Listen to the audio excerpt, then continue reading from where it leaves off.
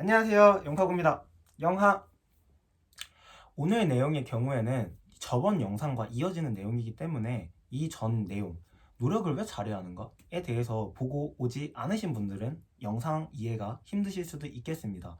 그렇기 때문에 그런 분들이라면 본 내용이 궁금하시다면 이전 영상 한번 보고 와주시기를 권장드리겠습니다. 자, 여러분, 아마 제가 저번 영상에서 노력을 왜 잘해야 되는가를 규정했잖아요, 언어로. 그랬기 때문에 아마 다들 거기에 대해서 다들 고민을 하고 있으실 거라고 생각합니다. 다들 하고 있으시죠? 그래서 그 다음 단계에 대해서 제가 얘기를 해보려고 해요. 아마 여러분들은 또 새로운 고민을 만났을 겁니다. 새로운 고민을 만났을 거예요. 제가 왜 이렇게 얘기하냐면은 저도 그랬거든요. 저는 어떤 노력이 잘하는 노력일까? 왜 잘하는 노력이 중요할까? 그렇다면 어떻게 나의 노력이 확신할 수 있을까? 이런 고민을 대학교 때 들어오고 나서부터는 아니지만 대학교 다니면서 점점 하기 시작을 해왔습니다. 왜냐면 그랬거든요. 학점을 따기 위해 공부를 하는 노력이 나를 과학자로 만들어줄까? 학점을 따기 위해 하는 노력이 세상을 바꿔줄까? 세상에 혁신을 만들 수 있을까? 나를 좋은 공학자로 만들어줄까? 이런 고민들이 있었거든요. 물론 당연히 그 이전에 잘하기 위한 노력이 진짜 학점 따기 위한 게 맞나? 이런 게 당연히 선행을 했겠죠. 어쨌든 그 다음 단계의 고민들은 how와 what에 대한 고민들이었어요. 어떻게 해야 할까? 무엇을 해야 될까? 이런 고민들이 마구마구 생겨났었죠. 저는 대학에 다니면서 여기에 대해서 어느 정도 답을 많이 내려오고 있습니다. 대학을 졸업하고 이제 대학원에 준비하고 있으면서, 그래서 제가 어떻게 답을 내려오면서 살았는지, 어떻게 답을 찾아왔는지를 오늘은 설명을 해드리려고 해요. 저는 말이 너무 장황해지는 거는 좀 싫기 때문에 먼저 가장 중요한 말부터 하고 가겠습니다. 그냥 요지는 그거예요. 좋은 멘토를 찾으셔야 됩니다. 굉장히 쉽죠? 좋은 멘토 찾기. 이게 그냥 오늘 영상의 주제입니다. 근데 좋은 멘토 찾는 게 생각보다 힘들거든요. 제 대학교 때 얘기는 사실 많은 사람이 공감하긴 힘들 테니까 제 학창 시절 때 얘기로 한번 먼저 상황을 한번 설명을 해볼게요. 어떤 사람이 좋은 멘토인지를 고민해보기 위해서요. 여러분, 국어 공부 좀 좋게 말하면 화나고 나쁘게 말하면 빡치지 않나요? 왜 빡치냐면은 이게 다시 생각해도 좀 부들부들한데 전 국어 공부할 때 가장 힘들었던 부분이 그거예요. 몰라서 답지를 보면은 답지가 뭐라고 하냐면요, 이게 적절하다, 이게 자연스럽다, 이렇게 얘기를 해요. 선생님한테 물어봐요. 선생님이 답지를 봅니다. 이게 자연스럽고 이게 적절해, 이렇게 얘기를 해요. 그러면 그냥 빡치잖아요. 아니, 내가 그걸 몰라서 질문한 게 아니잖아, 이렇게 되잖아요.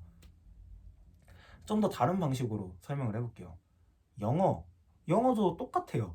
빈칸 문제를 풉니다. 빈칸 문제에 난 이거라고 답이 생각하는데 얘는 답이 아니고 얘는 답이 이거래요. 근데 이유를 읽어보면은 이게 더 적절하다, 얘는 부적절하다, 이렇게 설명하고 끝나요. 선생님한테 물어봐요. 선생님들한테 이제 물어보면 이제 거기서부터 이제 선생님들이 조금 달라지실 텐데, 이제 이유를 설명해 주시는 분들도 있겠지만 몇몇 분들은 이게 적절하잖아, 이게 자연스럽잖아, 이렇게 그냥 설명을 해주십니다. 그러면은 다시 또 이제 멘붕이 빠지는 거죠. 아니, 내가 그걸 몰라서 질문한 게 아닌데. 이런 경험 다들 한 번도 겪어보시지 않으셨나요? 저는 이런 경험들을 하면서 최소한 한 가지 원칙을 세웠습니다. 아니, 원칙까지는 아니더라도 좋은 멘토의 기준. 첫 번째는 저와 똑같은 문제를 공유했던 사람이어야 돼요. 그러지 않으면 얘기가 안 통하거든요. 그러니까 내가 이거를 헷갈린다고 했을 때, 얘가 어디서 이걸 헷갈려 하는구나를 이해할 수 있어야 된다는 거죠. 이게 굉장히 중요한 일인 게, 예를 들어 국어를 잘하고 싶어요. 국어 선생님을 찾습니다. 근데 예를 들어 저는 어렸을 때 책을 별로 안 읽었거든요. 그러면 저한테 좋은 선생님은 어렸을 때 책을 많이 읽은 선생님일까요? 어렸을 때 책을 많이 안 읽은 선생님일까요? 당연히 후자겠죠. 왜냐면 책을 안 읽었음에도 불구하고 선생님이 될 정도로 실력을 올리신 거잖아요. 그러니까 어떻게 올렸는지, 어떤 문제를 겪었는지를 공감해 줄 수 있을 거란 말이에요. 그렇기 때문에 적어도 좋은 멘토라고 하려면은 최소한은 내 문제에 대해서 공감해 줄 수 있는 사람, 더 좋은 거는 나와 같은 문제를 겪었던 사람, 이 정도는 무조건 베이스로 깔고 가셔야 됩니다. 이게 혹시 또 말이 모호할 수 있으니까 예시 한 개만 더 드릴게요. 제가 영어로 요즘에 캠블리를 사용한다고 했었나요? 그 방송할 때마다 말하는데 외국인 튜터분들에게는 항상 발음을 배우긴 힘들어요. 왜냐면 그분들은 한국인들이 혀 근육이 그렇게 발달하지 않았다는 사실을 모르시거든요. 그냥 이렇게 하면 돼 하고 알려주십니다.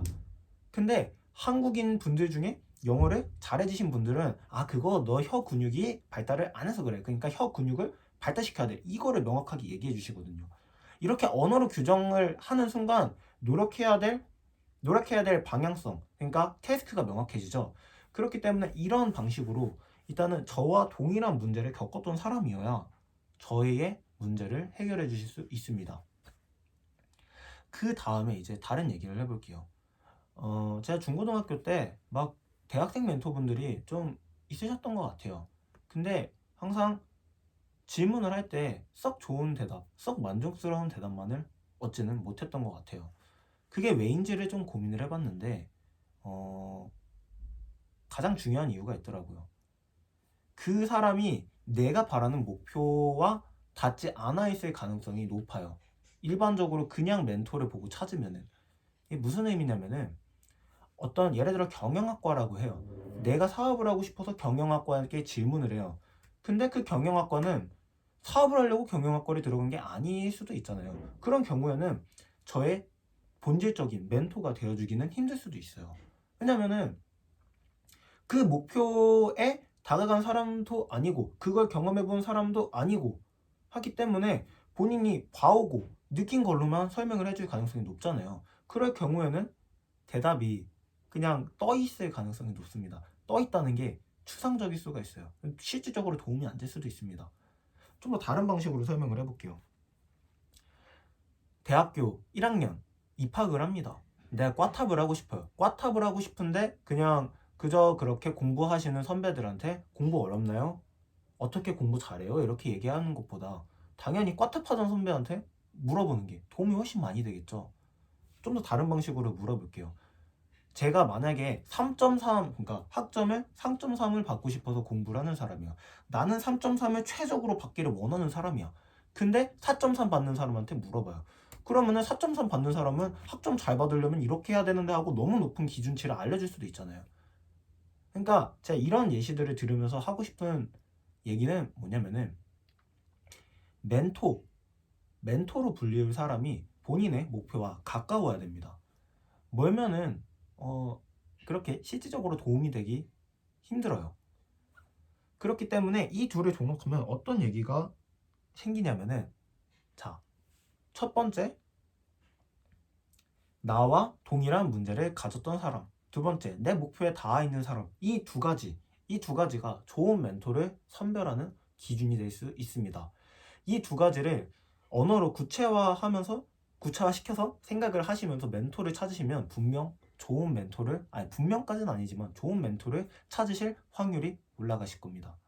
자, 그러면 이렇게 좋은 멘토를 찾으면 어떤 게 좋을까요? 바로 저희의 방황을 해결해 줄 수 있어요. 다른 말로 하면 저희를 확신시켜 주실 수 있습니다. 제가 아까 언뜻 지나가면서 얘기했는데 대학교 들어오고 나서부터의 저의 고민은 어떻게 해야 좋은 연구자, 어떻게 해야 좋은 과학자, 어떻게 해야 과학을 잘하는 걸까? 사실 이런 고민들을 많이 했습니다. 그러면서 저는 저 나름대로 노력을 하려고 했어요. 논문들을 보면서 시간을 오래 썼고 저는 무조건 완벽하게 이해를 하는 것이 중요하다고 생각을 했거든요. 그래서 이제 그렇게 공부를 하다 보니까 한쪽 읽는데 1시간이 걸리는 거예요. 아니 한쪽 읽는데 1시간이 걸렸는데 그마저도 제대로 이해한 게 아닌 거예요. 멘탈이 나갔죠. 이렇게 해가지고 내가 내 꿈에 다가갈 수 있을까? 굉장히 회의감이 많이 들었습니다.